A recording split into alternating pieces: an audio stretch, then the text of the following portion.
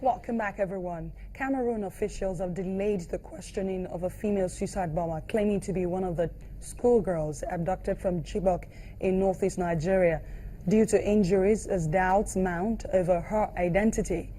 The girl, claiming to be one of the 219 missing schoolgirls kidnapped by Boko Haram, and another woman were arrested on Friday carrying explosives in Limani in northern Cameroon that has been the target of frequent suicide bombings recently.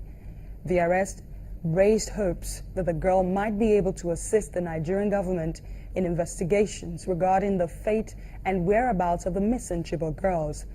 Nigerian officials said they were sending parents from Chibok to verify whether the girl was one of the secondary school girls whose abduction sparked world outrage and the massive campaign, Bring Back Our Girls.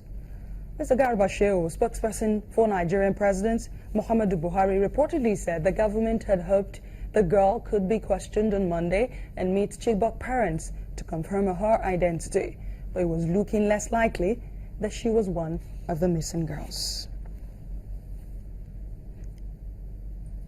Let's hear the latest from the chairperson strategic committee of the Bring Back Our Girls campaign, Aisha Yusufu. She joins me from our Abuja studios. Thank you so much for speaking to us on Network Africa.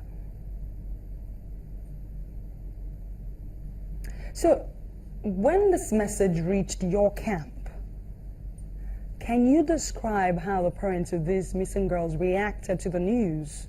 Was there hope raised, or was it a case of, we've heard this thing before, it could be true, or it could be one of those other messages we've heard?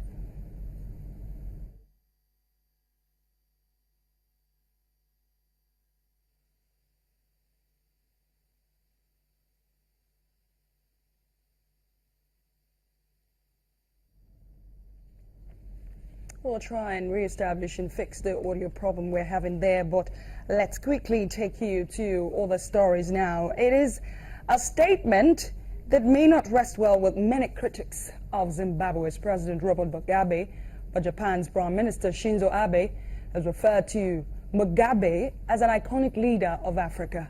This comes as Prime Minister Abe welcomed President Mugabe to his country for discussions to strengthen their country's bilateral relations. The Prime Minister said, quote, "I would like to express my heartfelt welcome to His Excellency, Mr. Mugabe, President of the Republic of Zimbabwe, the greatest and most revered patriarch of Africa, on his 5th visit to Japan," end of quote. Mugabe said the two countries had agreed on issues including the need to reform the UN Security Council. Zimbabwe and Japan concur on the need to reform the United Nations Security Council.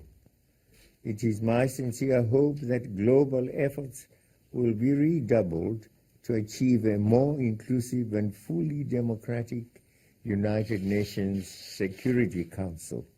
Zimbabwe's doors are open to Japanese investors, and they should look forward to a mutually rewarding relationship with us.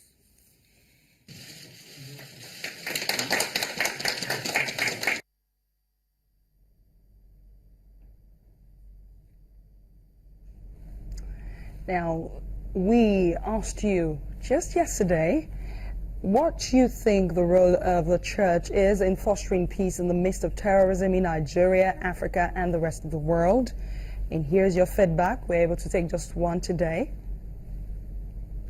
Chinedu Obeto says, the churches should proactively take steps to improve security in and around the church premises. CCTV should be installed at strategic areas and monitored regularly. Whenever there is night program, additional external security arrangements should be made.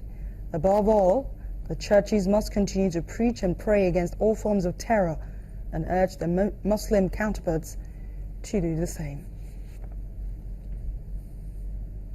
That's your feedback. Thank you so much for sending it in. Let's ask you the question of the day on Network Africa. Are you optimistic that the female suicide bomber arrested in Cameroon is one of the abducted Chibok girls? Or do you think the female suicide bomber arrested in Cameroon is one of the abducted Chibok girls? Kindly send your answer to networkafrica@channelstv.com or find me on Twitter at Adeshewa Josh. We apologize we're not able to reconnect with our guest in Abuja, but we sure bring you the latest on that story as soon as we can. Thank you so much for watching Network Africa. I am Adeshewa Josh, and I'll see you again.